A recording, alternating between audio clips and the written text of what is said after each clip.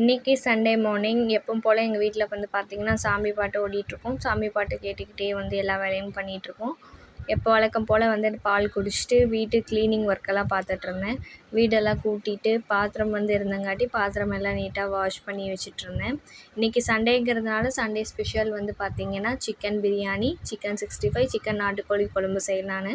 Chicken biryani வந்து எங்கள் வீட்டில் எப்பவுமே நான் தான் செய்வேன். ஸோ அதனால் அதுக்கு தேவையானதெல்லாம் ரெடி பண்ணிகிட்ருந்தேன். பாப்பா அதுக்குள்ளே எழுந்திரிச்சதுனால பாப்பாவை வந்து தூங்க வச்சுட்டு சிக்கன் பிரியாணிக்கு தேவையானதெல்லாம் ரெடி பண்ணி வச்சிட்ருந்தேன். யாருக்கெல்லாம் சிக்கன் பிரியாணி பிடிக்கும்னு கண்டிப்பாக கமெண்ட்ஸில் பண்ணுங்கள். நீங்கள் எப்படி பிரியாணி பண்ணுவீங்கன்னு கமெண்ட்ஸில் சொல்லுங்கள்.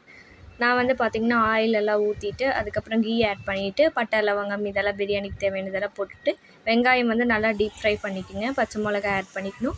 இஞ்சி பூண்டு வந்து பேஸ்ட் போட்டுட்டு அது மேலே சால்ட்டு போட்டுக்குங்க. அப்போ தான் வந்து இஞ்சி பூண்டு பேஸ்ட் வந்து குக்கரில் ஒட்டாது. நான் வந்து ப்ரெஷர் குக்கரில் தான் செய்கிறேன். கொத்தமல்லி புதினா எல்லாமே வந்து எண்ணெயில் ஃப்ரை பண்ணிக்கிட்டால் தான் பிரியாணி வந்து டேஸ்ட்டாக வரும். தக்காளி போட்டுட்டு அதுக்கப்புறம் தூளெல்லாம் போட்டிங்கன்னா நம்மளுக்கு கொஞ்சம் பிரியாணி டேஸ்ட் மாறும். பிரியாணி மசாலாவும் காஷ்மீரி மிளகாய் சில்லி பவுடர் மட்டும்தான் நான் ஆட் பண்ணியிருக்கேன். வேறு எந்த மசாலாவும் போடல.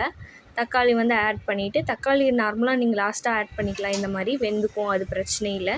சிக்கன் போட்டுட்டு சிக்கன் நல்லா வெந்ததுக்கப்புறம் தயிர் ஆட் பண்ணிக்கங்க. தயிர் உங்களுக்கு தேவையான அளவு பார்த்து ஆட் பண்ணிவிட்டு எவ்வளோ தேவையான அளவு தண்ணி ஊற்றணுமோ ஊற்றிட்டு நல்லா கொதிக்க வச்சுருங்க.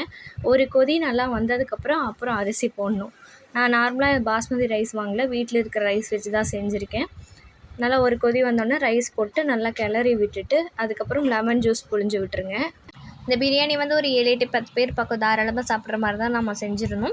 ப்ரெஷர் குக்கரில் வந்து ஒரு விசில் விட்டு எடுத்துக்கோங்க. நார்மல் ரைஸ் தான் நான் செஞ்சுருந்தேன். இதே பாஸ்மதி ரைஸ் அப்படின்னா அரிசியை வந்து நல்லா ஊற வைக்க வேணாம், வாஷ் பண்ணிவிட்டு அப்படியே குக்கரில் போட்டு ஒரு 2 விசில் விட்டு எடுத்துட்டிங்கன்னா நல்லா ரெடி ஆயிடும். பாஸ்மதி ரைஸ்லேயும் சிக்கன் 65 தேவையான மசாலா ரெடி பண்ணி அதையும் வந்து நம்ம ஃப்ரை பண்ணி எடுத்தாச்சு.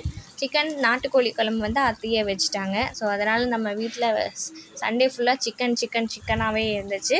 ஸோ நல்ல ஒரு டின்னர் வந்து பார்த்திங்கன்னா சிக்கன் 65 சிக்கன் பிரியாணியும் சிக்கன் நாட்டுக்கோழி குழம்பும் இருந்துச்சு. ஸோ டின்னரும் வந்து நாங்கள் சாப்பிட்டு கம்ப்ளீட் பண்ணிட்டோம். வீடியோ பிடிச்சிருந்தா லைக் பண்ணுங்கள், சப்ஸ்கிரைப் பண்ணி சப்போர்ட் பண்ணுங்கள். தேங்க்யூ.